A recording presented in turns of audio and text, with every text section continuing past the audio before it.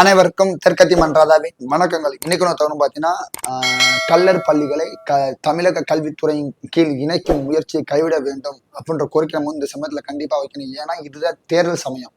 சரிங்களா? இப்போ நம்ம கோரிக்கை வச்சாதான் அரசாங்கம் ஏதாச்சும் கொஞ்சம் செவிசாய்க்கும்.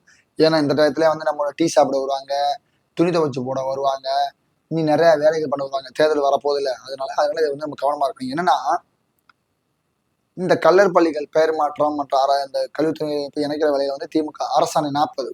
அதாவது ஆங்கில அரசாங்கம் இந்தியாவை ஆள்றாங்க. அவர்களை எதிர்த்தவர்கள் மீது அவங்களை ஒடுக்கிறதுக்கான சில சட்டங்களை கொண்டு வராங்க. குற்றப்பரம்பரை சட்டத்தை கொண்டு வராங்க. அதை எதிர்த்து 1920ஆம் ஆண்டு பெருங்காமனூரில் மிகப்பெரிய ஒரு கிளர்ச்சியை பிரபல கிளர்ச்சி சமூக மக்கள் செய்யறாங்க. அதற்கு பிறகு பாத்தீங்கன்னா அந்த மக்களுடைய கல்வி, வேலை வாய்ப்பு, கலாச்சார முன்னேற்ற பண்பாடுகளை பாதுகாக்கணும், சீர் பண்ணணும் அப்படின்ற ஒரு நோக்கத்துல கல்லர் பள்ளிகளை கொண்டு வராங்க. இது ஒரு 250 மேற்பட்ட பள்ளிகள் இருக்காங்க. தஞ்சாவூர், மதுரை, தேனி, திண்டுக்கல் இந்த பகுதியில ஃபுல்லா இயங்கிட்டு வருது. ஆரம்ப பள்ளியிலேருந்து, உயர்நிலை பள்ளியிலேருந்து, நடுநிலை பள்ளியிலேருந்து, மேல்நிலை பள்ளி வரைக்கும் எல்லாமே இருக்கு. இப்ப இதை என்ன பண்ணிட்டாங்கன்னா அரசாங்கம் அரசாணை 40 அப்படின்ற ஒரு இதை போட்டு இந்த பள்ளியை நாங்கள் தமிழக கல்வித்துறைகளை கொண்டு வரோம் அப்படின்னு சொல்றாங்க. இதை எதிர்த்து அன்னைக்கு எல்லா மக்களும் ஏற்கனவே பல கட்சிகள் போராட்டம் பண்ணியிருக்காங்க. ஐயா கதிரவன் முதற்கொண்டு போராட்டம் பண்ணியிருக்காங்க. இப்ப இது என்னன்னா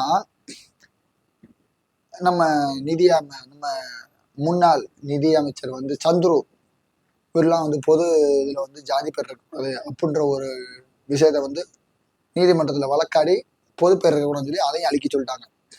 அதை கல்லர் பள்ளி பேரை அழிக்கிற போது அது பிரச்சனையாயிடுச்சு. நிக்குது 2-3 மாசம் ஆச்சு, அப்படியே நிக்குது.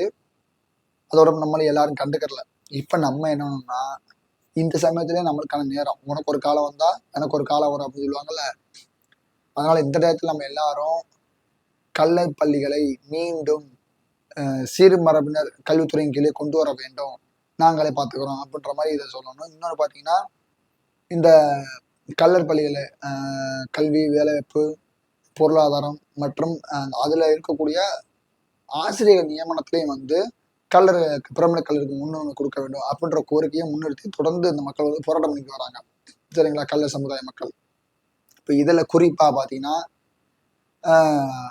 அனைத்து கல்ல கூட்டமைப்பு நிறுவனத்தினுடைய தலைவராக இருக்கக்கூடிய தியாகராஜன் என்பவர் தொடர்ந்து ஆட்சியர்கிட்ட இது சம்பந்தமா மனு கொடுத்துட்டு வராங்க. அரசின் கவனத்தை கொண்டு போயிட்டு இருக்காங்க. அவருக்கு ராயல் சல்யூட் சொல்றோம். அதே மாதிரி அண்ணன் பூவே ஜெகன்மூர்த்தியா இருக்கட்டும், நிறைய தேவர் சமுதாய அமைப்புகள் தொடர்ந்து போராட்டம் பண்ணிட்டு இருக்காங்க. இந்த சமயத்துல நம்ம இன்னும் வலுவா குரல் கொடுக்கணும். ஏன்னா இது சாதாரண விஷயம், ஒரு பெயர் மாற்றம் அப்படி நம்ம ஈஸியா கடந்து போக முடியாது. இதற்கு பின்னாடி மிகப்பெரிய ஒரு வரலாறு இருக்கு, மிகப்பெரிய ஒரு ரத்த சரித்திரம் இருக்கு. சரிங்களா? அதனால இதை நம்ம கவனத்துல கொண்டு வரணும். அதே மாதிரி நம்மளுக்கு இந்த டிஎன்டி ஒற்றை சான்றிதழ், அப்புறம் பாத்தீங்கன்னா நம்மளுக்கு இந்த தேவர் அரசனை, இப்படி சொல்லி நம்மளுக்கு பல கோரிக்கைகள் இருக்கு நம்ம மக்களுக்கு.